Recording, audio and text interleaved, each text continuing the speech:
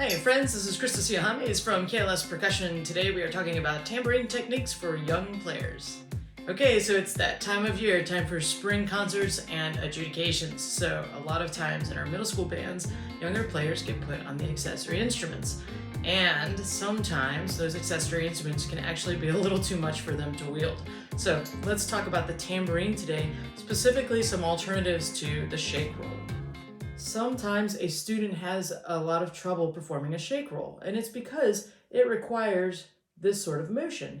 And the tambourines are kind of large and small hands, and when they put the weight in the hand, they have a real hard time executing a smooth shake roll, just not quite getting the sound that you want, especially if it's for a sustained period of time. So I'm going to give you some other options today in case they're not able to do that shake roll for you. So a shake roll is traditionally moving our wrist back and forth in this sort of rotating motion. And so when you put the tambourine in the hand, they don't put their finger through the hole, they're just going to hold it just normally and rotate it back and forth.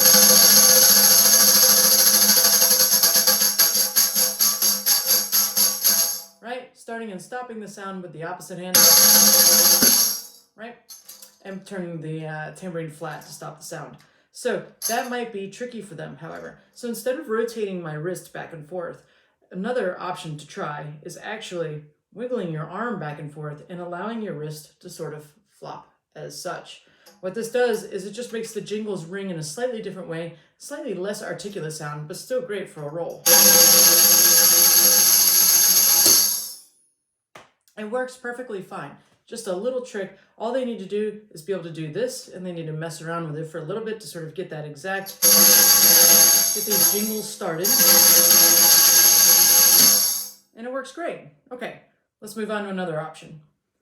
So another option is, of course, the good old thumb roll. Just put a little bit of beeswax on the head of your tambourine, and the thumb will move along with a little bit of friction along the head of the tambourine. I usually don't do the thick part of my thumb, is somewhere near the side or the tip of my thumb, mostly the side, as it goes around. If you need, sometimes a student needs a little bit of moistness on the fingers. If you don't want a bunch of finger lickers in the back there, just keep a wet paper towel nearby. Have them pick it up on the way into class.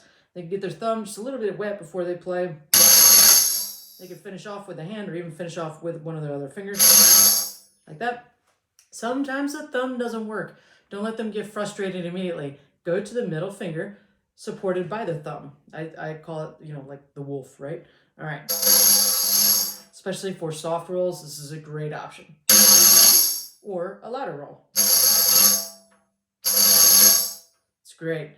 Works really well. Sometimes my finger is more reliable than my thumb. See what works for them. Let's go to the next option. Another option is sort of a two-handed roll, especially for like loud sustained rolls. This can really work well. I haven't quite perfected this yet, but I'll kind of give you a little bit of a taste of it. You could do one of two things. You could either rotate it back and forth, kind of like a shake roll, right? Or you can also just shake the tambourine like you would shake a tambourine, right? Again, flattening the tambourine to stop the sound. Let's go on to another option. The last trick I'm going to show you here is basically playing the roll with your fingers, but not as a thumb roll or a finger roll, but at the bottom. And what I'm going to do is I'm going to push along the edge of the tambourine, right? And I get to decide how loud that finishes or not. I'm just going to use those same fingers, so get them used to starting it with the fingers, just sort of pushing along the edge of the tambourine. If you want it to be soft, then only engage a couple jingles. If you want it to be louder, then just a little bit more motion to engage more jingles towards the center.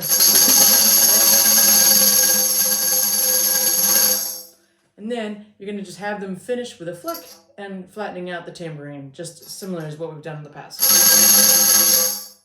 Great. Last but not least, if you're in the market for a new tambourine, perhaps you have like one of the Black Swamps or professional grade tambourine that's a little too big for small hands and you want to get a new one anyway, you're welcome to check out these new Grover bantamweight tambourines. That's why I use this one today. This is one of those tambourines. It's still a fantastic, great sound, and it's just a little bit thinner and a little bit lighter for smaller hands. This is a great option for a middle school band program. I hope these tips were helpful for you. Good luck, my friends. Be sure to sign up for my newsletter at klspercussion.com. Follow me on Instagram and Facebook, and I'll see you around town next time. Bye for now.